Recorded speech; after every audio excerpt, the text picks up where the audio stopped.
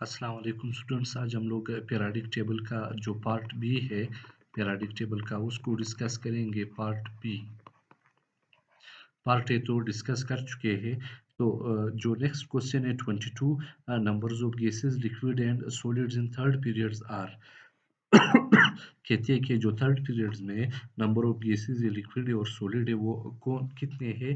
Third period को हम लोग इस तरह याद करेंगे। ना मांग अली और पापा से स्पेशल कल। अब इस तरह याद करेंगे। ना मांग अली और पापा से स्पेशल कल।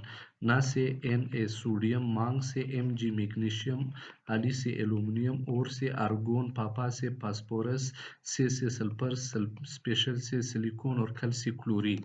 अब इस तरह आप लोगों ने याद करना है और हॉरिजॉन्टली याद करना है। ना मांग अली और पापा से स्पेशल कल। ना से सोडियम, मांग से मैग्नीशियम, अली से एल्यूमिनियम और से आर्गोन, पापा से फास्फोरस, से सल्फर, स्पेशल से सिलिकॉन और कल से क्लोरीन। यहाँ पर अगर हम लोग बात करते हैं, जो सोडियम है ये सॉलिड है, मैग्नीशियम भी सॉलिड है और एल्यूमिनियम भी सॉलिड है, आर्गोन गैस है, फास्फोरस सॉलिड है, सिलिकॉन जो है ये सल्फर सॉलिड है, सिलिकॉन सॉलिड है और क्लोरीन जो है ये गैस है। तो आप लोग देख सकते हो गैसेस दो है। दो गैस या लिक्विड कोई भी इसमें नहीं है। गैसेस इसमें कितने हैं? दो गैसेस है। सॉलिड को अगर हम लोग काउंट करें, सॉलिड कितने हैं? ये हो गया एक, ये दो, तीन, चार, 5, 6। सॉलिड जो है ये 6 है और गैसेस कितने हैं? ये गैसेस 0 है। अब उसी तरतीब से आप लोगों ने जवाब देना है। वो पहले क्या पूछ रहे हैं? गैसेस का। गैसेस कितने हैं हमारे पास? क्वेश्चन में अगर आप लोग देखिए यहाँ पर सबसे पहले वो गैस की बात कर रहे हैं। तो गैस हमारे पास कितने हैं? 2 है यहाँ पर, ठीक है ये। और फिर लिक्विड की बात करें, लिक्विड हमारे पास 0 है, ठीक है ये वाला। और फिर सॉलिड कितने हमारे पास? सॉलिड हमारे पास 6 है। तो यहाँ पर ये वाला ऑप्शन इस वक्त ठीक है। दो हमारे पास गैसेस है, 0 लिक्विड है और 6 जो है ये सॉलिड है। आप लोगों ने इसी तरतीब से देखना है जिस तरतीब से क्वेश्चन में पूछा है, पहले गैस का, फिर लिक्विड का, फिर सॉलिड का। जो नेक्स्ट क्वेश्चन है question number 23। The first member of each group in periodic table show peculiar behaviour due to. आप लोगों ने ज़हन में ये बात रखना है। हर ग्रुप का जो फर्स्ट मेंबर है, पीरियोडिक टेबल में आप लोग कोई भी ग्रुप उठा ले, उस ग्रुप का जो फर्स्ट मेंबर होता है वो कुछ प्रॉपर्टीज ऐसे शो कर रहे हैं जो इसके ग्रुप के बाकी मेंबर में मौजूद नहीं होते हैं। हर ग्रुप का जो फर्स्ट मेंबर है उसके अंदर कुछ प्रॉपर्टीज ऐसे मौजूद होती है जो इसके ग्रुप के बाकी मेंबर शो नहीं करते हैं। इसको पिक्यूलर बिहेवियर कहते हैं। अनोखे प्रॉपर्टीज, अलग अलग प्रॉपर्टीज, बाकी से जुदा प्रॉपर्टीज। ये कहते हैं किस वजह से होते हैं। एक तो उस जो फर्स्ट मेंबर होता है उसका एटॉमिक साइज या एटॉमिक रेडियाई छोटी होती है, इस वजह से वो पिक्यूलर बिहेवियर शो कर रहा है। और दूसरी बात, उसका न्यूक्लियर चार्ज और आउटर मोस्ट शेल के बीच में जो इलेक्ट्रॉन होते हैं, न्यूक्लियस न्यूक्लियस के अंदर और आउटर मोस्ट शेल के बीच में जो फोर्स ऑफ अट्रैक्शन होती है वो ज़्यादा होती है। और उस फर्स्ट मेंबर की इलेक्ट्रोनेगेटिविटी भी ज़्यादा होती है, आयोनाइजेशन एनर्जी भी ज़्यादा होती है। 4 फैक्टर्स है जिसकी वजह से जो फर्स्ट मेंबर है आर ग्रुप का वो पेक्यूलर बिहेवियर शो कर रहे हैं। अगर हम लोग ऑप्शन की तरफ आ जाते हैं, स्मॉल साइज ठीक है, स्ट्रॉन्ग न्यूक्लियर चार्ज ये भी ठीक है, हायर इलेक्ट्रोनेगेटिविटी ये भी सही है, हायर आयोनाइजेशन एनर्जी ये भी ठीक है। तो ऑल ऑफ देम, इन तमाम की वजह से ये सही ऑप्शन है। इन तमाम की वजह से जो 4 प्रॉपर्टीज इसकी मुख्तलिफ होती है, ये 4 प्रॉपर्टीज मुख्तलिफ होने की वजह से ये पेक्यूलर बिहेवियर शो कर रहा है। इसी तरह क्वेश्चन नंबर 24 है, the number of coinage metals are. पहली बात तो ये है कि क्वाइनेज मेटल किस चीज़ को कहते हैं। क्वाइनेज मेटल जो है उस मेटल को कहते हैं जिससे सिक्के बनाए जाते हैं। यहाँ पर मैं थोड़ा सा आप लोगों को वजाहत देना चाहता हूँ। पहले पल शुरू वाले दिनों में जैसे ये सिक्का राज हुआ था उस वक्त की बात कर रहा हूँ। उस वक्त ये मेटल जो थी उसको क्वाइनेज मेटल कहते थे। कॉपर हो गया, सिल्वर हो गया और गोल्ड हो गया। कॉपर का सिंबल CU है, सिल्वर का सिंबल AG है और गोल्ड का जो सिंबल है वो AU है। पहले पल ये 3 एलिमेंट थे, ये 3 मेटल थे जिससे सिक्के बनाए जाते थे। जैसे आजकल हमारे ₹5 का सिक्का है, ₹2 का सिक्का है, ₹1 का सिक्का है। पुराने ज़माने में भी इसी तरह सिक्के होते थे, जैसे सिक्का राज हुआ था उस वक़्त की बात कर रहा हूँ। तो उस वक़्त इन 3 एलिमेंट से मिलकर के ये सिक्के बनाए जाते थे। उस वक़्त उन्होंने इसको कॉइनेज मेटल का नाम दिया था, यानी सिक्के बनाने वाले जो मेटल्स है। आजकल सिर्फ़ इन तीनों से जो सिक्के हैं वो नहीं बनाए जाते और भी मुख्तलिफ़ एलॉय से बनाते हैं, मुख्तलिफ़ मेटल से बनाते हैं। तो ये उस वक़्त पुराने ज़माने की बात करें, कॉइनेज का नाम भी इस वजह से इसके ऊपर रखा, क्योंकि पुराने ज़माने में इन एलिमेंट से जो है कॉइन्स बनते थे, सिक्के बनते थे। आजकल भी कुछ ममालिक में इसी से बन रहा है, लेकिन ज़्यादातर ममालिक में फिर वो एलॉय को यूज़ करते हैं, ये बनाते हैं। तो मुख्तसरन यहाँ पर वो पुराने ज़माने की बात कर रहा है। The number of coinage metal are dash 3 है। देखिए, एक कॉपर है, दूसरा सिल्वर है और तीसरा गोल्ड है। तो इसमें बी ऑप्शन ठीक है। जो नेक्स्ट है क्वेश्चन नंबर 25 है, which one of the following block contains a larger number of non metals? अगर हम लोग एस ब्लॉक की बात करते हैं, एस ब्लॉक में तो मेटल्स है, सिवाय हाइड्रोजन और हीलियम की, बाकी तमाम मेटल है। पी ब्लॉक में जो है वो मेटल भी है, लेकिन ज़्यादातर नॉन मेटल जो है पीरियोडिक टेबल में सबसे ज़्यादा नॉन मेटल जो है वो पी ब्लॉक में मौजूद होती है। डी ब्लॉक वाली भी मेटल्स है, ब्लॉक वाली भी मेटल्स है। तो नॉन मेटल जो मौजूद होते हैं वो पी ब्लॉक में मौजूद है। पी ब्लॉक के एलिमेंट है तमाम नॉन मेटल्स जो है। इसी तरह क्वेश्चन नंबर 26 है, which one of the following shows always same oxidation number? सब अब कहते हैं कि कुछ एलिमेंट दिए गए नीचे ऑप्शंस में, कहते हैं इनमें से कौन सा ऐसा एलिमेंट है जो हमेशा एक एक ही ऑक्सीडेशन नंबर शो कर रहा है। अगर हम लोग सल्फर की तरफ आ जाते हैं, सल्फर +2 भी शो कर रहा है, +6 भी शो कर रहा है, -2 भी है, तो एक तरह का नहीं हुआ। और ऑक्सीजन को देख लेते हैं, -2 भी शो कर रहा है, -1 भी शो कर रहा है, -1/2 भी शो कर रहा है। कभी-कभार फ्लोरीन के साथ ये +1 भी शो कर रहा है। तो इसके भी तो ऑक्सीडेशन नंबर सेम नहीं हो गए। और अगर हम लोग फ्लोरीन की बात करते हैं, फ्लोरीन हमेशा -1 ऑक्सीडेशन नंबर शो कर रहा है।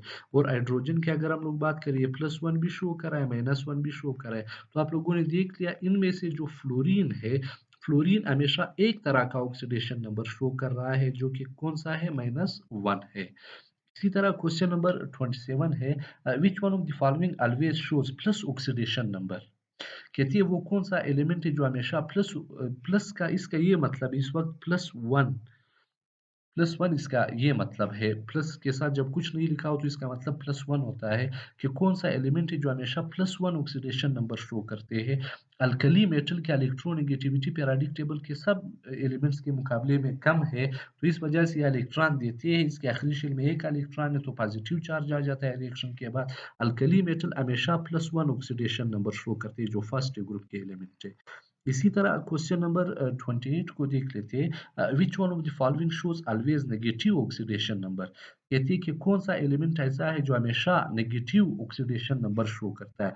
अगर हम लोग क्लोरीन को देख लेते हैं, क्लोरीन -1 भी शो कर रहा है, +5 भी शो कर रहा है, +3 भी शो कर रहा है। ब्रोमीन भी इसी तरह है, -1 +5 +3 शो कर रहा है। सोडियम हमेशा +1 शो कर रहा है। तो क्लोरीन जो है वो हमेशा -1 ऑक्सीडेशन नंबर शो कर रहा है। क्वेश्चन में भी ये लिखा है, which one of the following shows always negative oxidation number? जो फ्लोरीन है, फ्लोरीन हमेशा नेगेटिव ऑक्सीडेशन नंबर शो करता है, क्योंकि इसका इलेक्ट्रोनेगेटिविटी ज़्यादा है। या इलेक्ट्रॉन देता नहीं है, बल्कि हमेशा एक इलेक्ट्रॉन लेता है। उसके आखिरी शेल में 7 इलेक्ट्रॉन है, 1 इलेक्ट्रॉन कम है, तो हमेशा 1 इलेक्ट्रॉन लेता है। क्योंकि इसकी इलेक्ट्रोनेगेटिविटी ज़्यादा होती है, इस वजह से हमेशा ये 1 इलेक्ट्रॉन लेता है, देता नहीं है। इसी तरह जो नेक्स्ट क्वेश्चन है, क्वेश्चन नंबर 29। अब यहाँ पर इलेक्ट्रॉनिक कॉन्फ़िगरेशन दिया हुआ है, 1s2 2s2 2p6 3s2। अगर हम लोग ये इसको टोटल कर लेते हैं, 2 इलेक्ट्रॉन, फिर 2 इलेक्ट्रॉन 2s में, 2p में 6 इलेक्ट्रॉन और 3s में 2 इलेक्ट्रॉन, ये टोटल हमारे पास आ जाते हैं 12। तो ये 12 जो है ये किस चीज़ को शो कर रहा है? एटॉमिक नंबर को शो कर रहा है, यानी प्रोटॉन नंबर को शो कर रहा है। तो इस वक़्त एलिमेंट्स को देख लेते हैं, किस एलिमेंट का एटॉमिक नंबर 12 है? सोडियम का एटॉमिक नंबर 11 है, मैग्नीशियम का एटॉमिक नंबर जो है वो 12 है। तो इस वक़्त सही ऑप्शन जो है ये मैग्नीशियम है। ये ऊपर जो इलेक्ट्रॉनिक कॉन्फ़िगरेशन हुआ है ये किसका है? ये मैग्नीशियम का है, क्योंकि उसमें टोटल जो इलेक्ट्रॉन है, यानी प्रोटॉन नंबर भी 12 है, इलेक्ट्रॉन नंबर भी 12 है, तो एटॉमिक नंबर ये ऊपर जो लिखी है तो इलेक्ट्रॉन लिखी है, इलेक्ट्रॉन 12 है, तो इसका ये मतलब प्रोटॉन भी 12 है। तो एटॉमिक नंबर इसका 12 है। एटॉमिक नंबर कौन से एलिमेंट का 12 है? मैग्नीशियम का है। इसी तरह क्वेश्चन नंबर 30 है, horizontal Ross of elements in periodic table indicates.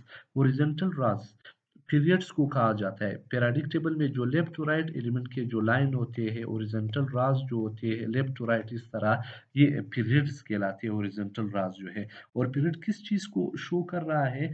अगर सोडियम थर्ड पीरियड से ताल्लुक रखता है तो इसका ये मतलब है कि सोडियम के 3 शेल हैं। और इसी तरह अगर पोटेशियम फोर्थ पीरियड से ताल्लुक रखता है तो इसका ये मतलब कि इसके 4 शेल हैं। इसी तरह अगर हम लोग ब्रोमीन की बात कर लेते हैं, ब्रोमीन फोर्थ पीरियड से ताल्लुक रखता है तो इसका ये मतलब कि इसके 4 शेल है। ओरिजेंटल राज जो है ये पीरियड्स की बात कर रहे हैं, पीरियडिक टेबल में पीरियड्स की बात कर रहे हैं, आप लोगों ने ज़हन में रखना है। ओरिजेंटल राज जो ये पीरियड्स को कहा जाता है पीरियडिक टेबल में, तो ओरिजेंटल राज पीरियड्स को कहा जाता है। और ओरिजेंटल राज पीरियडिक टेबल में किस चीज़ को शो कर रहा है? नंबर ऑफ शेल्स को शो कर रहा है। मैंने बता दिया कि अगर सोडियम थर्ड पीरियड से ताल्लुक रखता है तो इसका ये मतलब कि इसके 3 शेल है। और इसी तरह ब्रोमीन फोर्थ पीरियड से ताल्लुक रखता है तो इसका ये मतलब कि इसके फोर्थ शेल है। नंबर ऑफ पीरियड या ओरिजेंटल राज जो है ये इंडिकेट कर रहा है नंबर ऑफ शेल्स को। इसी तरह क्वेश्चन नंबर 31 है। क्वेश्चन नंबर 31 वर्टिकल कॉलम्स यानी ग्रुप की बात कर रहे हैं। वर्टिकल कॉलम्स तो पीरियडिक टेबल में ग्रुप्स, ग्रुप्स किस चीज़ को vertical column of elements in periodic table indicates, कहती है कि जो वर्टिकल कॉलम है पीरियडिक टेबल में ये किस चीज़ को इंडिकेट कर रहा है, यानी ग्रुप किस चीज़ को शो कर रहा है। अगर कोई एलिमेंट है सोडियम ग्रुप 1 से ताल्लुक रखता है तो इसका ये मतलब कि इसके आखिरी शेल में एक इलेक्ट्रॉन है। कैल्शियम जो है वो सेकंड ग्रुप से ताल्लुक रखता है तो इसका ये मतलब कि इसके आखिरी शेल में जो है वो 2 इलेक्ट्रॉन है। कार्बन फोर्थ ग्रुप से ताल्लुक रखता है तो इसका ये मतलब कि इसके आखिरी शेल में 4 इलेक्ट्रॉन है। लिहाजा जो एलिमेंट जिस ग्रुप से ताल्लुक रखता है उसके आखिरी शेल में उतनी ही इलेक्ट्रॉन होते हैं। तो वर्टिकल कॉलम या जिसको ग्रुप भी कहा जाता है ये किस चीज़ को शो कर रहा है? Number of valence shell electrons, आखिरी शेल के इलेक्ट्रॉन्स के आखिरी शेल में जितने भी इलेक्ट्रॉन्स होती है इसी को शो कर रहा है। इसी तरह हमारे पास जो मजीद क्वेश्चन है, question number 32, question number 32, mercury is used in thermometer due to because it shows, कहती है जो हम लोग मरकरी थर्मामीटर में यूज़ करते हैं टेम्परेचर को चेक करने के लिए, ये क्यों इस्तेमाल हो रहा है, क्यों, वजह इसकी क्या है? इट कंट्रैक्शन की वजह से, एक्सपेंशन की वजह से, both A and B at low temperature, sticky properties की वजह से हम लोग इसको यूज़ करते हैं, किस वजह से यूज़ करते हैं? थर्मामीटर के अंदर मरकरी हम लोग इसलिए यूज़ करते हैं क्योंकि वो लो टेम्परेचर पर सिकुड़ता है और लो टेम्परेचर पर पेलता है। इस वजह से थोड़ा-सा टेम्परेचर बढ़ गया, ये एक्सपेंशन शो कर रहा है, पेल जाता है, और थोड़ा-सा टेम्परेचर कम हो गया ये वापस कॉन्ट्रैक्ट हो जाता है। तो इन 2 प्रॉपर्टीज़ की वजह से हम लोग मरकरी को थर्मामीटर में यूज़ करते हैं। Both A and B at low temperature, A पर क्या है कॉन्ट्रैक्शन है, बी पर जो एक्सपेंशन है, तो both A and B at low temperature, ये ऑप्शन इसका ठीक ऑप्शन है।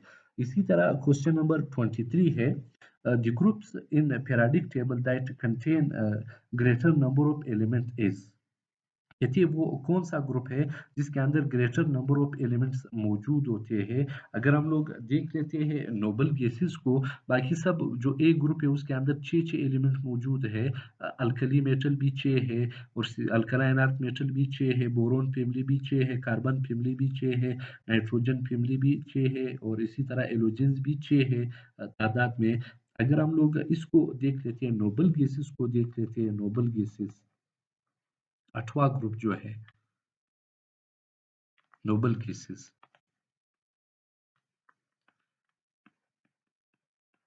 नोबल गैसेस अभी आप लोगों को मैंने बता दिया कि नोबल गैसेस कौन कौन से होते हैं। ये इस तरह मैंने आप लोगों को याद करवाया था, ए नेक औरत कायनात से रंगीन, ए से तो एलियम हो गया, नेक से न्योन हो गया, औरत से आर्गोन हो गया, कायनात से क्रिप्टोन से सिजिनोन, रंगीन से रेंडोन। इसके नीचे एक और भी एलिमेंट है, यू यू ओ। तो ये कितने एलिमेंट हो गए? ये हो गया 1 2 3 4 5 6 7। जो नोबल गैसेस है, नोबल गैसेस के ग्रुप में जो है वो 7 एलिमेंट है, बाकी के ग्रुप में जो है वो 6 एलिमेंट है। तो इस वक्त जो सही ऑप्शन है वो 8th ग्रुप एलिमेंट में सबसे ज़्यादा एलिमेंट्स होते हैं, 8th ग्रुप एलिमेंट यानी नोबल गैसेस हो गए।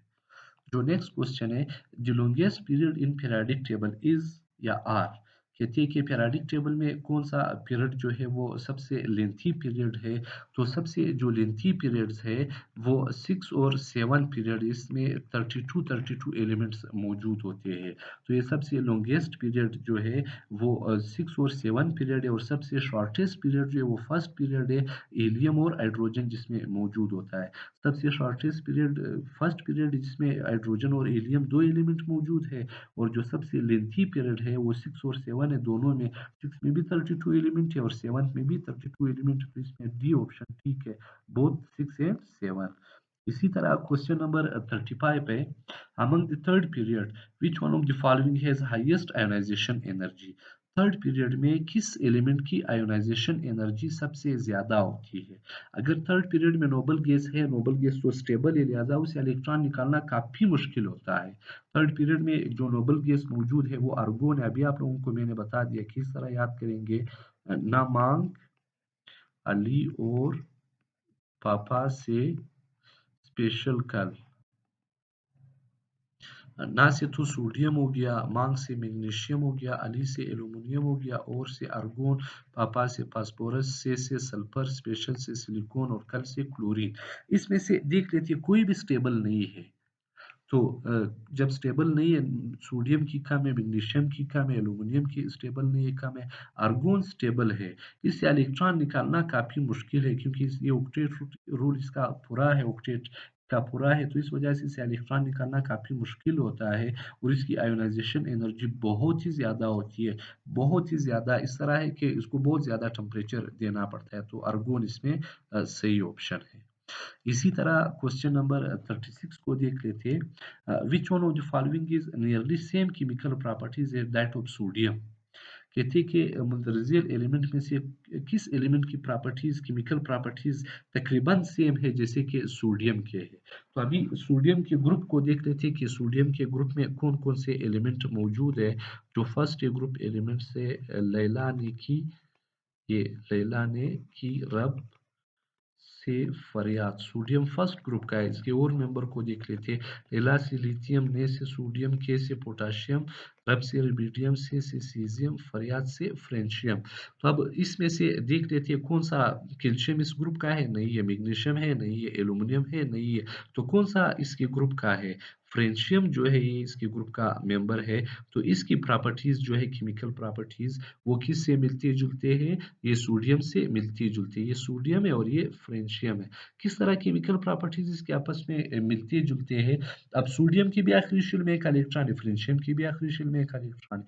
सोडियम भी मेटल है, फ्रेंशियम भी मेटल है। सोडियम भी वाटर के साथ रिएक्शन कर रहा है, फ्रेंशियम भी कर सकता है, लेकिन वो रेडियो एक्टिव है, दोनों वाटर के साथ तेजी के साथ रिएक्शन कर सकती है, दोनों का ऑक्सीडेशन नंबर 1 है। जो एक ग्रुप के जो एलिमेंट्स होते हैं, एक ग्रुप के जो एलिमेंट्स होते हैं उसके केमिकल प्रॉपर्टीज तकरीबन आपस में मिलती-जुलती होती है। इसका ये मतलब नहीं कि 100% मिलती-जुलती है, लेकिन ज़्यादातर इनकी केमिकल प्रॉपर्टीज़ जो है वो फिजिकल प्रॉपर्टीज़ जो है वो आपस में मिलती-जुलती है। एक ही ग्रुप के एलिमेंट के प्रॉपर्टीज़ आपस में लाज़मी तौर पर कुछ न कुछ मिलते हैं। तो सोडियम फर्स्ट ग्रुप का है, इसमें बाकी जो ऑप्शन है इसमें फर्स्ट ग्रुप का और कौन-सा मेंबर है, फ्रेंशियम है। तो फ्रेंशियम सही ऑप्शन है। जो नेक्स्ट है question number 37, the number of P block elements are. कहती है कि पी ब्लॉक एलिमेंट्स जो है ये कितने तादाद में होते हैं। पी ब्लॉक के एलिमेंट्स तादाद के लिहाज से 36 से आप लोग काउंट भी कर सकते हैं। पी ब्लॉक के जो एलिमेंट्स ये तादाद के लिहाज से 36 है। पीरियोडिक टेबल में टोटल जो है 120 एलिमेंट है। उनमें से जो पी ब्लॉक के एलिमेंट ये 36 है। आप लोग काउंट भी कर सकते हैं, पीरियोडिक टेबल को सामने रख ले। और इससे 1 साल 1.5 साल पहले जो थे 118 एलिमेंट थे पीरियोडिक टेबल में टोटल। फिर 2 और एलिमेंट डिस्कवर हो चुके थे पिछले साल 120 हो गए, पीरियोडिक टेबल मुकम्मल हो चुका। और खुशी की बात ये है कि उसमें 2 पाकिस्तानी जो साइंटिस्ट थे उन्होंने भी काम किया था उसकी डिस्कवरी में। जैसे जैसे इलेक्ट्रोनेगेटिविटी मालूम करना, एटॉमिक नंबर वगैरह-वगैरह, ये इस पर उन्होंने भी काम किया था। और 2 फीमेल साइंटिस्ट थे पाकिस्तान की तरफ से, उन्होंने भी इसमें काम किया था। जो 118 एलिमेंट थे, फिर 120 हो गए, 2 और एलिमेंट डिस्कवर हो गए। उसी 2 में 2 फीमेल पाकिस्तानी साइंटिस्ट थे, उन्होंने भी काम किया था। तो जो पी ब्लॉक एलिमेंट है, ये 36 है। टोटल एलिमेंट पीरियोडिक टेबल में कितने हैं? 120 है। और इसी तरह जो 38 है, the number of S block element in periodic table are. कहती है कि पीरियोडिक टेबल में एस ब्लॉक के एलिमेंट्स जो है वो कितने हैं। एस ब्लॉक के एलिमेंट आप लोगों को मैं बताना चाहता हूँ कि कौन कौन से एस ब्लॉक के एलिमेंट है जो फर्स्ट ग्रुप के एलिमेंट है। इस तरह हाय लैला ने की रब से फरियाद, ये बार बार आ रहा है लेकिन क्या करें, अब याद इसी तरह हो जाता है। हाई से हाइड्रोजन, लैला से लिथियम, ने से सोडियम, के से पोटाशियम, रब से रिबिडियम, से सीजियम, फरियाद से फ्रेंशियम। इसी तरह सेकंड डे ग्रुप के जो एलिमेंट है ये भी एस ब्लॉक के एलिमेंट है। अल्कलाइन अर्थ मेटल, बाई मेरे कमरे से बाहर रहो,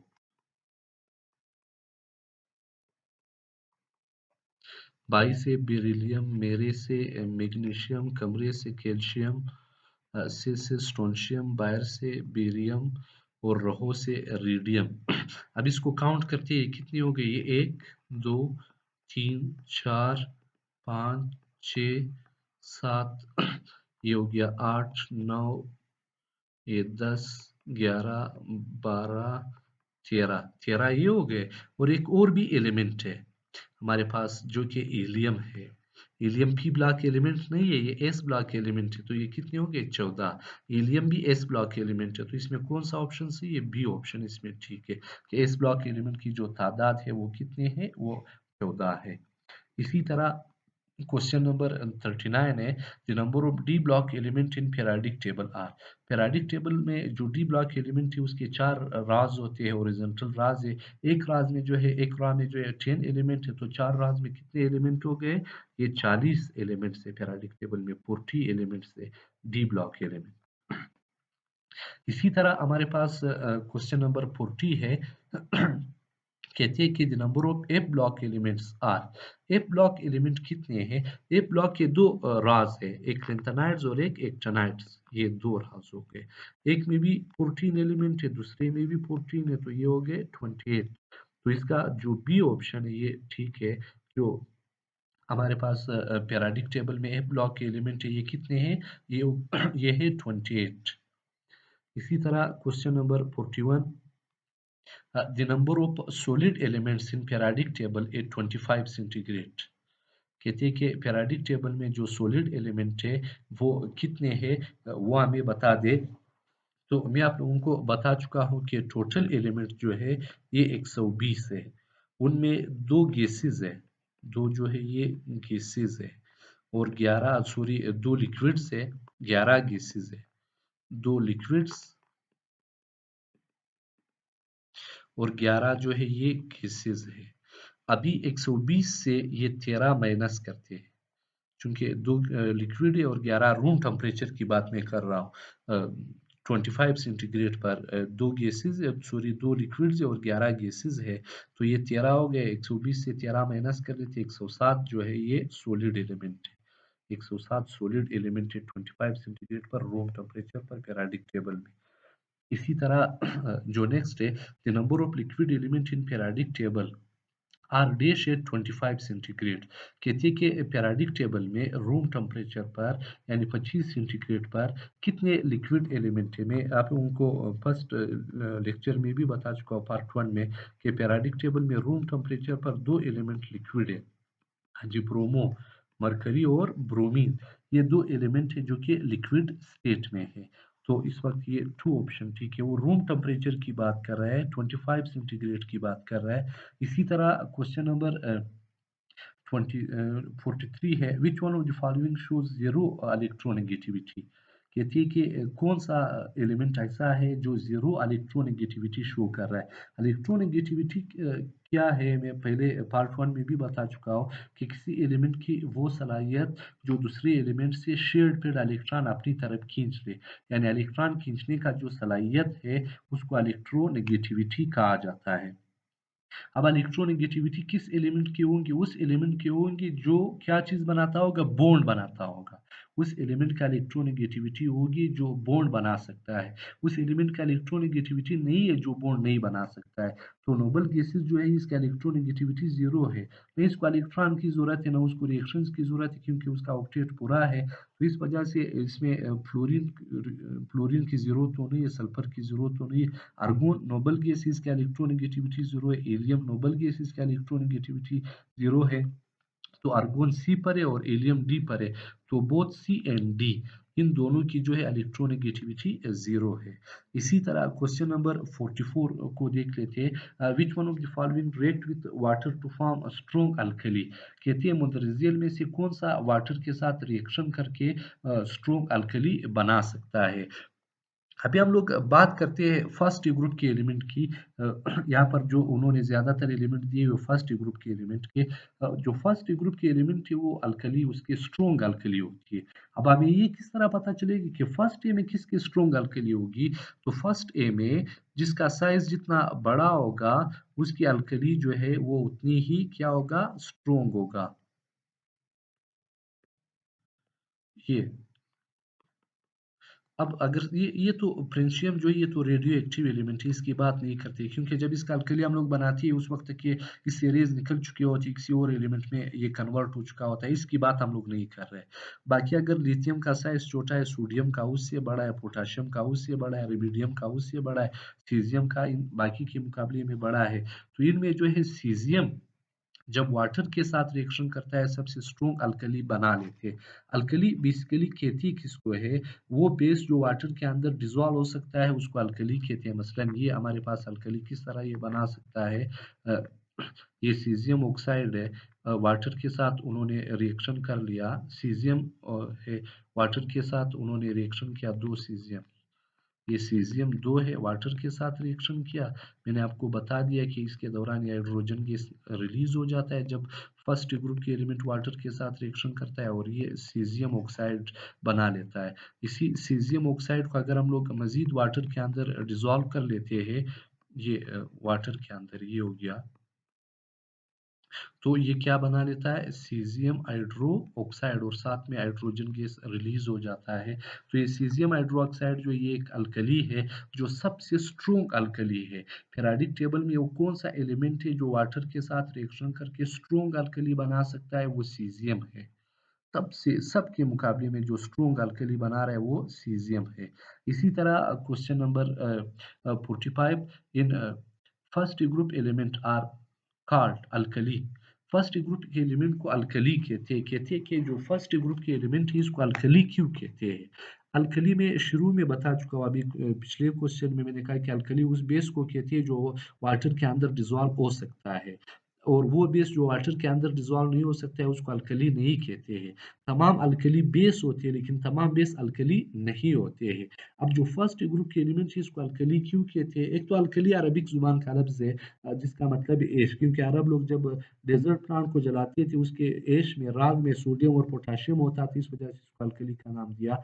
आजकल अल्कली किसको कहती है, आजकल अल्कली उस बेस को कहती है जो वाटर के अंदर डिसॉल्व हो सकता है। तो फर्स्ट ग्रुप के एलिमेंट को अगर देख के मॉडर्न पॉइंट ऑफ व्यू से इसको अल्कली आजकल क्यों कहते हैं, क्योंकि इसके ऑक्साइड और हाइड्रो ऑक्साइड अल्कली होती है। सोडियम ऑक्साइड बेस है, वाटर के अंदर डिसॉल्व हो सकते हैं, अल्कली है। सोडियम हाइड्रो ऑक्साइड जो ये बेस है वाटर के अंदर डिसॉल्व हो सकता है, तो ये अल्कली है। तो जो फर्स्ट ग्रुप के एलिमेंट है उसके ऑक्साइड और हाइड्रो ऑक्साइड जो होते हैं ये अल्कली होते हैं, इस वजह से इसको अल्कली का नाम दिया गया है आजकल। So their oxide and hydroxide are alkali in nature, due to which first group element are also known as alkali metals. इसी तरह जो 46 है, more electropositive metals are dash in nature।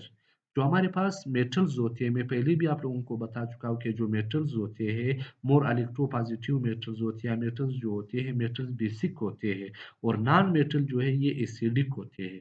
तो more electropositive metal are dash in nature, basic in nature.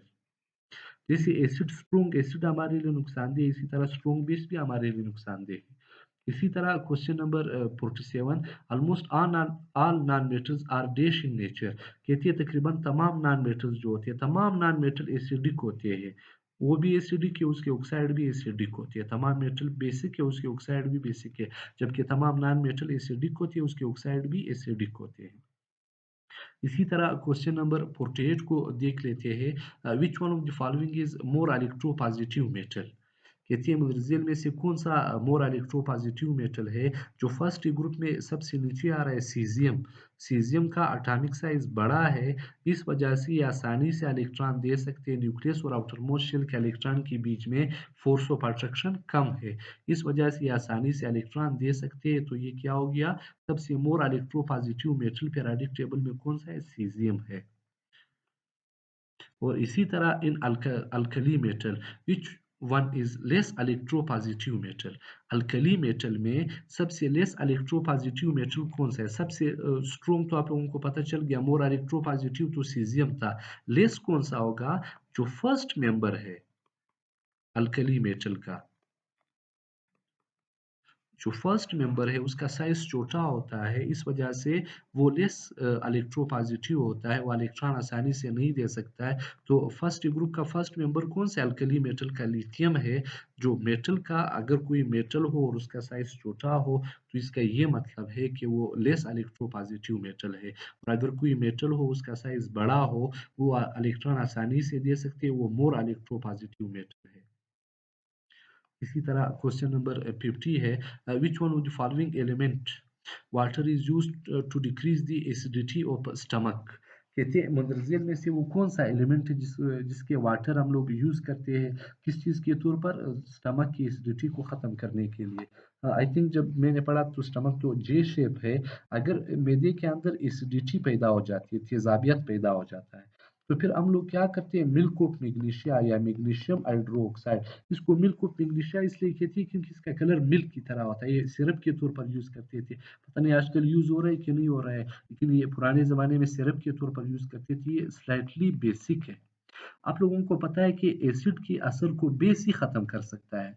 तो ये वाला जब magnesium hydroxide जो है, इसको मैग्नीशियम हाइड्रोक्साइड को मिल्क ऑफ मैग्नीशिया भी कहा जाता है। तो जब मैदे की तेजाबियत बढ़ जाती थी, मैदे में तेजाबियत पैदा होती थी, तो वो फिर क्या करते थे? ओरली मैग्नीशियम हाइड्रोक्साइड की सिरप ले लेते थे ओरली तो फिर ये बेस जा करके मैदे के अंदर एसिड को कैंसिल कर देता था, और इस वजह से तो फिर ये मैदे की तेजाबियत खत्म हो जाता था।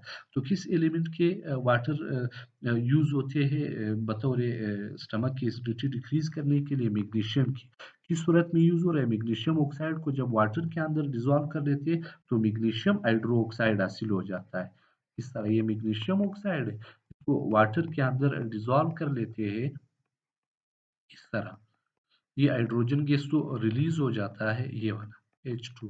बाकी मैग्नीशियम नहीं, ये वाला भी इसके साथ मिल जाता है, H2O बना लेते हैं। मैग्नीशियम और दो OH, मैग्नीशियम और दो OH मिलकर के मैग्नीशियम हाइड्रोक्साइड बना लेते हैं। मैग्नीशियम हाइड्रोक्साइड जो है ये मिल्क ऑफ मैग्नीशिया अभी इसको कहती है, मैदे की तेजाबियत को ख़त्म करने के लिए इस्तेमाल होता है। तो ओके, मेरी तरफ से इतना ही था। दुआओं में लाजमी याद रखें, आप लोग इसको बार बार देख ले, जो क्वेश्चन हो मुझसे पूछ ले। बाकी अल्लाह ताला मालिक है। आप लोगों ने रिएक्शंस भी पढ़ लिए और इसके अलावा न्यूमेरिकल्स भी पढ़ लिए। आप लोग ये लेक्चर बार बार रिपीट कर ले और इसके एमसीक्यूज को बार बार देख ले। ओके, अल्लाह हाफिज़। दुआओं में मुझे याद रखना। अल्लाह हाफिज़।